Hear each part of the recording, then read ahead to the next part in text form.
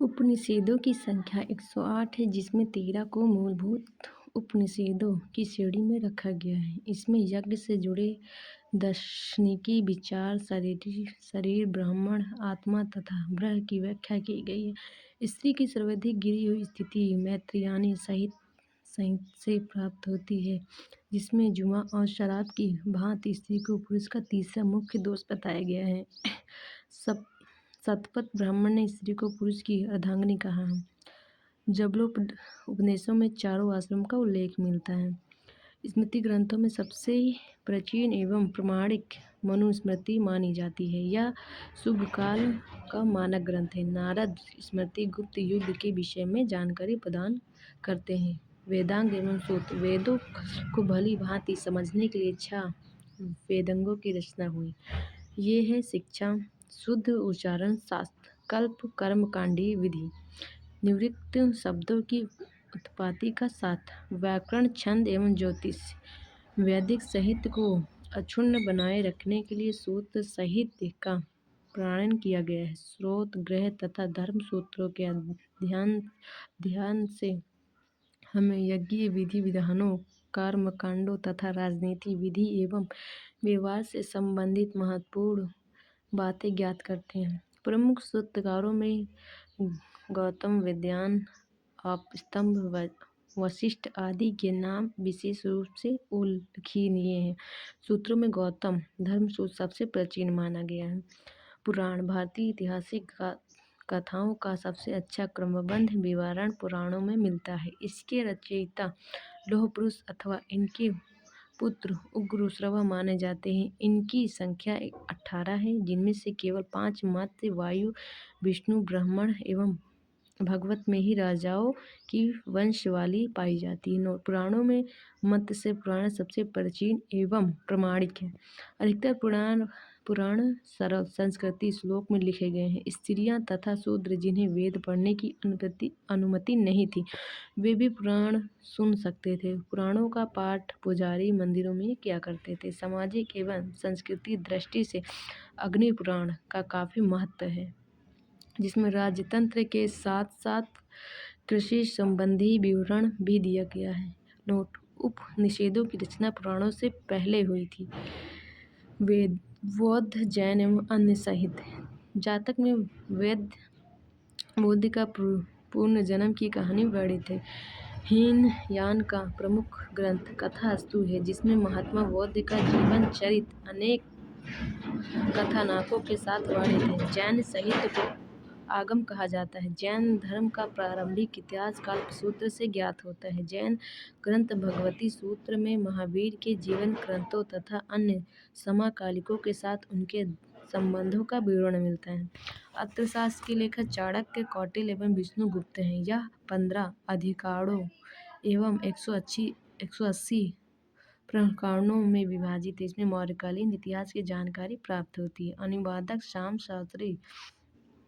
संस्कृत साहित्य में ऐतिहासिक घटनाओं का क्रमबद्ध लिखने का सर्वप्रथम प्रयास कल्याण के द्वारा किया गया। कल्याण द्वारा रचित पुस्तक रजनी राजाओं की नदी है। इस ग्रंथ में 8 सर्ग हैं, जिन्हें तरंगों की संज्ञा दी गई। इसमें प्रारंभ से लेकर 12वीं सदी तक के कश्मीर के शासकों का वर्णन है।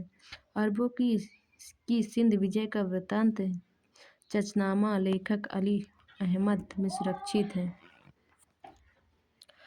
अष्टाध्यायी संस्कृत भाषा व्याकरण की प्रथम पुस्तक के लेखक प्रणनी है। इसमें मौर्य के पहले का इतिहास तथा मौर्य युगनी राजनैतिक अवस्था की जानकारी प्राप्त होती है। नोट: अष्टाध्यायी में पहली बार लिपि शब्द का प्रयोग हुआ। कात्यायन की गार्गी संहिता एक ज्योतिष ग्रंथ है, फिर भी इसमें भारत पर होने वाले यवन आक्रमण का उल्लेख मिलता है। पतंजलि पुष्यमित्र शुंग के पुरोहित थे। इनके महाभाष्य से शुंगों के इतिहास का पता चलता है। विदेशी यात्राओं से मिलने वाली प्रमुख जानकारी। यूनानी रोमक लेखक। पहला है टेसियस। यह ईरान का राजवेद था। भारत के संबंध में इसका विवरण आश्चर्यजनक कहानियों से परिपूर्ण होने के कारण अविश्वसनीय है। दूसरा हेरोडोटस। इसे इतिहास का पिता कहा जाता है। इसने अपनी पुस्तक हिस्टोरिका में 5वीं शताब्दी ईसा पूर्व के भारत फारस ईरान के संबंध का वर्णन किया है, परंतु इसका विवरण भी अनुश्रुतियों एवं अपोहों पर आधारित है। तीसरा, सिकंदर के साथ आने वाली लेखकों में निरिकास, अनोसिक्रिटास तथा अरिस्टोबुलस के विवरण अधिक प्रामाणिक एवं विश्वसनीय हैं।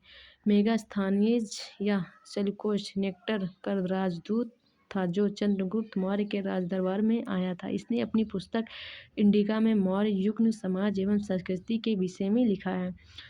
पांचवा, डाइमेक्टस, ये सीरियन नरेश अंतियोकस का राजदूत था जो बिंदुसार के राजदरबार में आया था। इसका विवरण भी मौर्य युग से संबंधित है। छठवां, डायोनिसिस, यह मिस्र नरेश टॉलमी फिलडेक्स का राजदूत था जो अशोक के दरबार में आया था। सातवें, टॉलमी, इसने दूसरी शताब्दी में भारत का भूगोल नामक पुस्तक लिखी। आठवां, प्लिनी, इसने प्रथम शताब्दी में नेचुरल हिस्ट्री नामक पुस्तक लिखी। इनमें भारतीय पशुओं, पेड़ पौधे, खनिज पदार्थों आदि के बारे में मिलता है।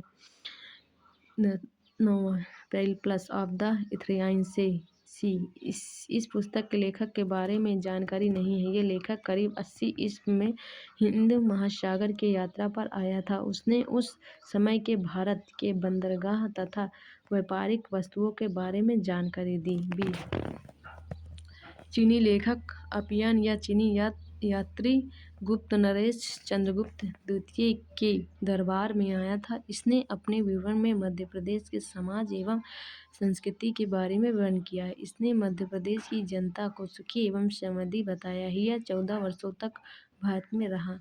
दूसरा, सयुगन, ये 518 ईस्वी में भारत आया। इसने अपने 3 वर्षों की यात्रा में बौद्ध धर्म की प्राप्तियां एकत्रित की। तीसरा, हैनसंग, यह हर्षवर्धन के समकालीन में भारत आया था। हैनसंग 629 ईस्वी में चीन से भारतवर्ष के लिए प्रस्थान किया और लगभग 1 वर्ष की यात्रा के बाद सर्वप्रथम ये भारतीय राज्य कपिसा पहुंचा। भारत में 15 वर्षों तक ठहरकर 645 ईस्वी में चीन लौट गया।